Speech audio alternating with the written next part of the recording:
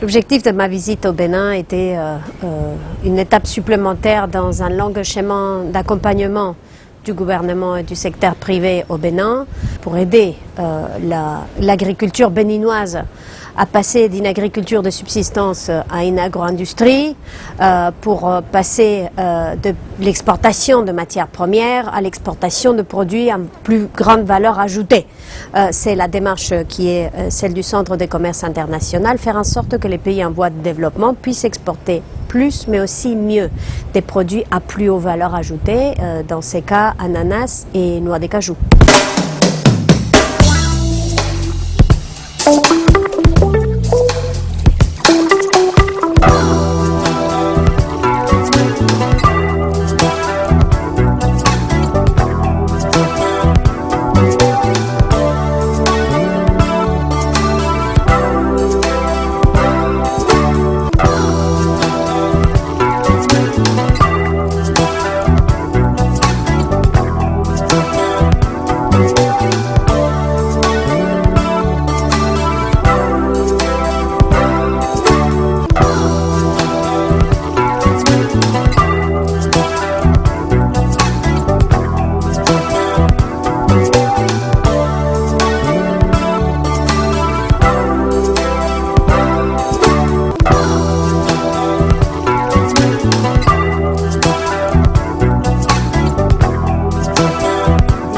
Avec le gouvernement, les démarches pour contribuer à l'amélioration de la valeur ajoutée dans les exportations béninoises.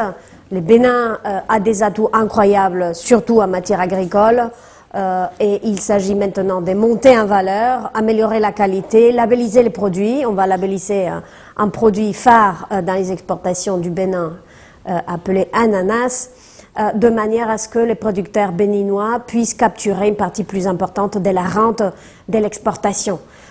Deuxième thème de la visite sera la réduction des obstacles non tarifaires, réduction des entraves au commerce pour les petites et moyennes entreprises, de manière à ce qu'elles puissent bénéficier un peu plus de ces grands marchés, notamment au niveau régional, avec des géants dans la région, comme les Nigeria, comme les Ghana, pour, encore une fois, profiter de cette croissance de cette région au sens du commerce international.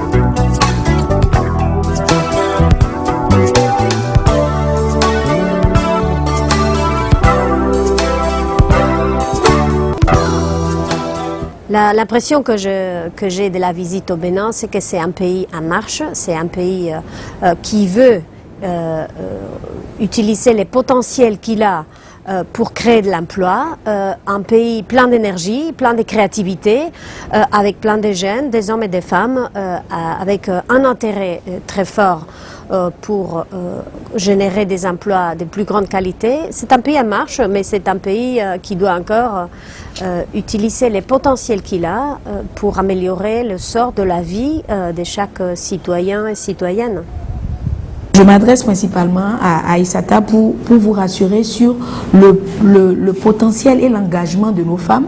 D'abord, une étude réelle a prouvé que, disons, depuis 2008, il y a environ 50% de femmes qui sont dans l'entrepreneuriat. Vous avez les chiffres. C'est vrai qu'on parle de l'informel. Chez nous, on fait très attention avec l'expression informel parce que ça dépend des conditions et ça dépend des critères pour faire chose là. Donc, une différence entre l'économie souterraine, l'économie informelle, etc. Ça nous permet d'apprécier mieux. Et donc, il a été remarqué que les femmes participent sérieusement à la lutte contre le chômage des jeunes et d'autres femmes. Moi, je suis fière de dire à l'extérieur aujourd'hui qu'au Bénin, il y a des mamans Benz. Il y a des mamans Benz au Bénin.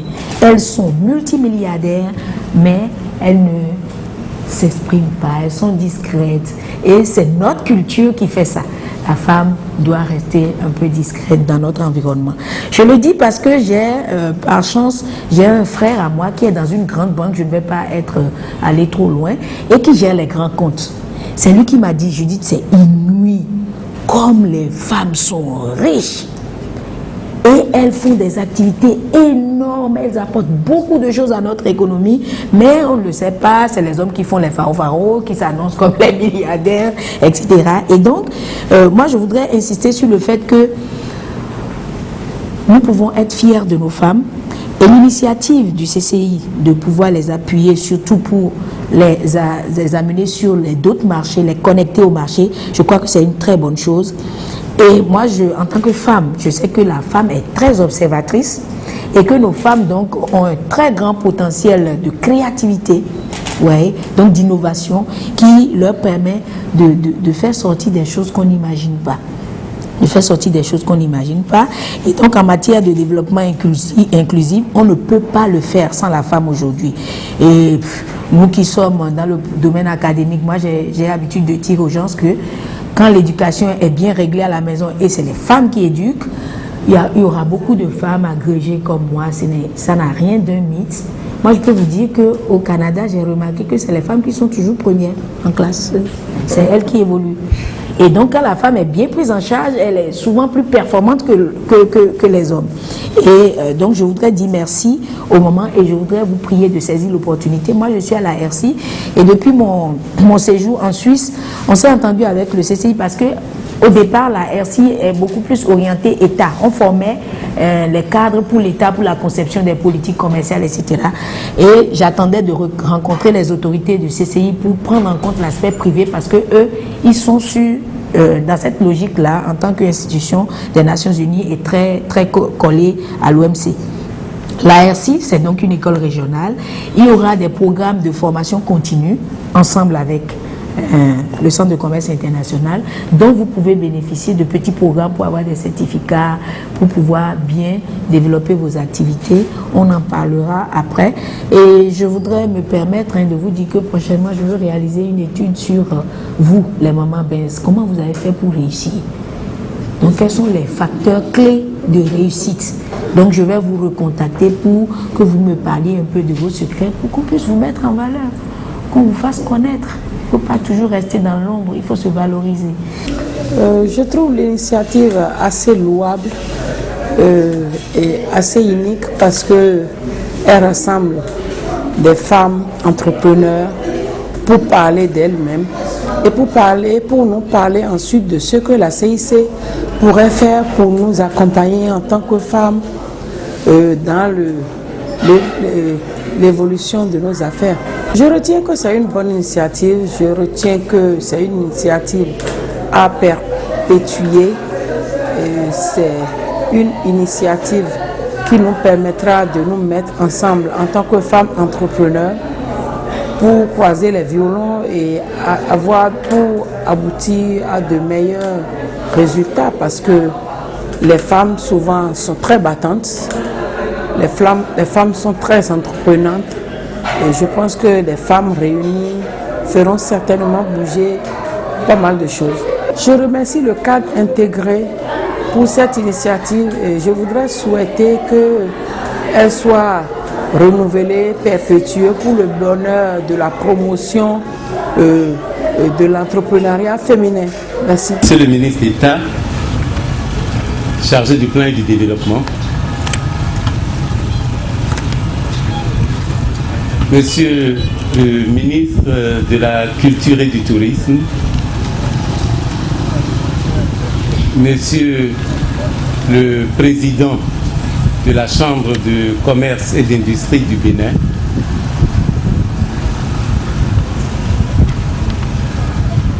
Madame Marcos,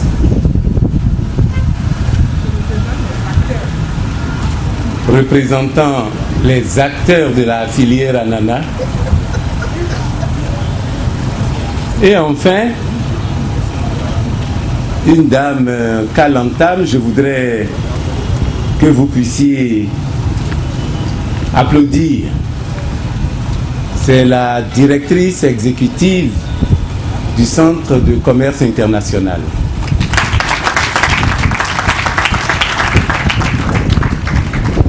Monsieur le ministre d'État, vous avez eu, en votre qualité de ministre d'État et d'intérimaire du chef de l'État, à recevoir la directrice exécutive. Des aveux et des témoignages que j'ai reçus, je pense que vous n'aviez pas eu toutes les informations avant de la recevoir.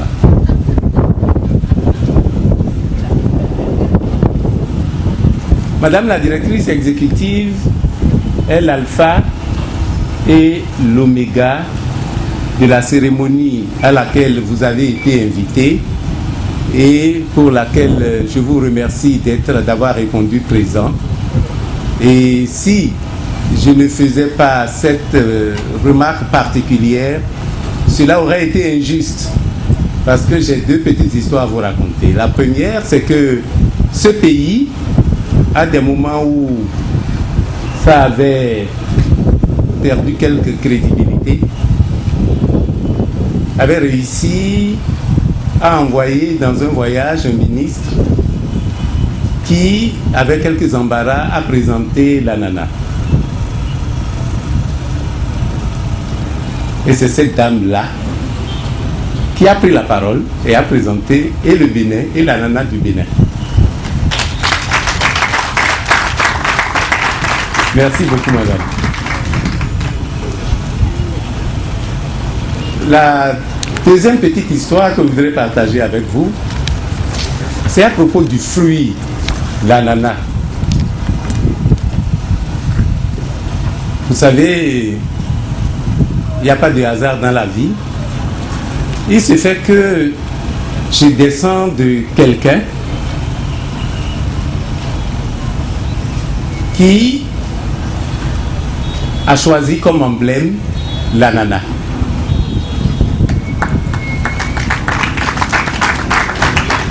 C'est le roi Agonglo.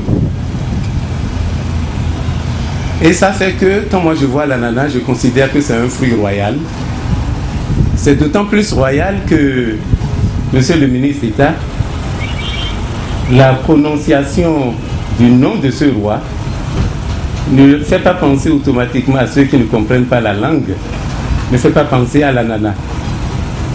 Mais le nom originel de l'ananas en fond, c'est Agon. Pas Agon, Agon. Avec une langue à ton, c'est très difficile. Et le roi, pour prendre son nom, a dit que tous les arbres peuvent être foudroyés, tous les palmiers peuvent être foudroyés, mais que l'ananas ne saurait être foudroyé. Alors à partir d'aujourd'hui, je vous assure que ceux qui mangeront régulièrement de l'ananas plein de sucre n'auront aucun souci, n'auront plus aucun souci par rapport à la foudre.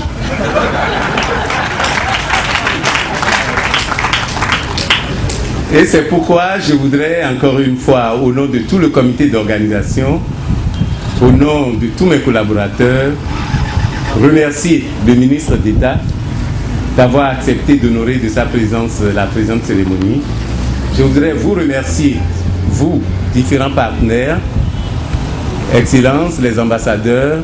Je voudrais vous souhaiter la bienvenue et vous souhaiter du plaisir au lancement de ce label que les voies les plus autorisées vont lancer tout à l'heure. Merci beaucoup.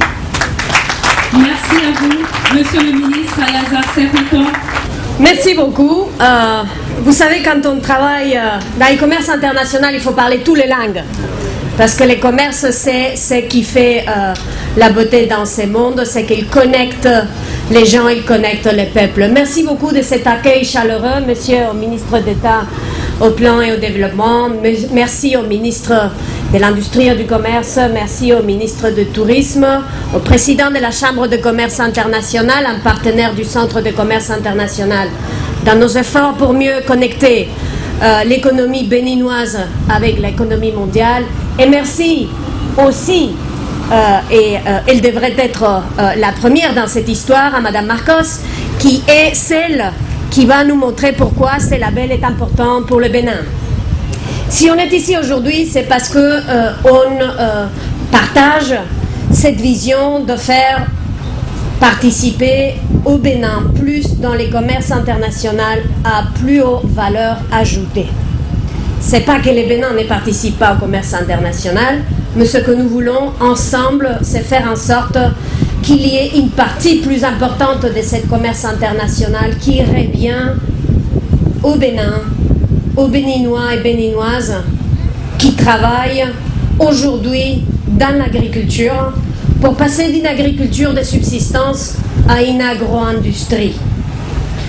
Pour cela faire, il s'agit de mettre ensemble les efforts du gouvernement, et vous voyez de quelle manière le gouvernement est engagé dans cette démarche, leur faire travailler avec le secteur privé, qui est quand même l'acteur qui va faire en sorte qu'il y ait de l'agro-transformation et du commerce des produits agro-transformés, mais c'est aussi avec la participation des instances internationales, des partenaires qui sont ici aussi présentes pour contribuer à faire en sorte, encore une fois, qu'on voit plus de produits béninois à plus haute valeur ajoutée dans les marchés à l'extérieur. Aujourd'hui, nous voulons faire plus de valeur ajoutée avec la marque, avec un logo, avec un slogan, mais qui est beaucoup plus qu'un slogan. C'est une identité, une culture béninoise qu'on veut partager avec le reste du monde. C'est le label qu'on va lancer aujourd'hui, toute la nature dans un ananas, c'est ça notre slogan. C'est cela que nous voulons vendre comme produit phare, un des produits phares du Bénin. C'est le résultat d'un travail de tous les ingrédients dans cette filière. Tout le monde autour de la table. Je sais que vous avez passé beaucoup d'heures à choisir le mot, à les combiner ensemble en sorte que les consommateurs puissent être intéressés à acheter cette ananas béninoise et choisir la béninoise et pas celle de la Côte d'Ivoire ou celle du Togo ou celle du Nigeria, mais prendre la béninoise parce que toute cette nature dans un ananas leur dit que c'est une ananas spéciale. Alors j'ai deux messages pour vous, simples. Première, ces slogans, cette marque que nous lançons aujourd'hui ne sera pas soutenue que si derrière il y a une vraie démarche de qualité. Si on ne fait pas attention à la qualité, la marque ne voudra pas. Les labels, la labellisation a une valeur pourvu que les produits derrière suivent la qualité. Pour cela, encore une fois, c'est toute la filière qui doit travailler ensemble. De l'agriculteur à celui qui la collecte, à celui qui la stocke, à celle qui la transforme et ensuite à celle ou celui qui va les transporter dans les marchés d'exportation. Donc, labellisation va de pair avec qualité. Mon deuxième message, il faut maintenant, avec ces labels, convaincre les consommateurs qu'une ananas verte, c'est une bonne ananas. Il ne faut pas changer la couleur de cette ananas. Elle est verte et c'est bien qu'elle soit verte. C'est parce qu'elle est différente qu'elle sera appréciée dans les marchés. Mais il faut convaincre les consommateurs, il faut convaincre celles et ceux qui vont l'acheter que ça vaut la peine. Donc c'est un effort de marketing qu'il va falloir faire. À nouveau, ensemble, toute la filière, de manière à ce que ces produits de qualité, à plus haute valeur ajoutée, puissent permettre aux agriculteurs et aux participants dans la chaîne de valeur de l'ananas béninoise à capturer une rente plus importante. Merci à tous et à toutes qui avaient travaillé énormément pour arriver ici. Ce n'est pas le fruit du Centre de commerce international, c'est l'effort, les résultats de tous vos efforts. Comme je dis hier au ministre que j'ai rencontré, les centres de commerce international peuvent accompagner. Mais nos efforts n'auront pas ces fruits que s'il y a un pays, un gouvernement avec un secteur privé fort, avec des centres de recherche engagés qui vont faire en sorte qu'ils conduisent cette voiture qui s'appelle commerce à plus haute valeur ajoutée. Merci beaucoup encore de votre accueil et j'espère pouvoir moi-même devenir l'ambassadrice. Le ministre d'État chargé du plan et du développement, Mesdames et Messieurs les ministres, Messieurs les présidents d'institutions, Mesdames et Messieurs les chefs de mission diplomatiques et consulaires et représentants des organisations internationales accréditées près le Bénin, Mesdames et Messieurs les présidents des chambres consulaires du Bénin, Monsieur le Président de la table filière ananas du Bénin, Monsieur le Président de la Fédération nationale des coopératives de producteurs d'ananas du Bénin, FENACOPAB, Monsieur le Président de la Fédération nationale des coopératives de transformateurs d'ananas du Bénin, FENACOTAB, Mesdames et Messieurs, membres des délégations des pays frères, chers opérateurs économiques, honorables invités, tout protocole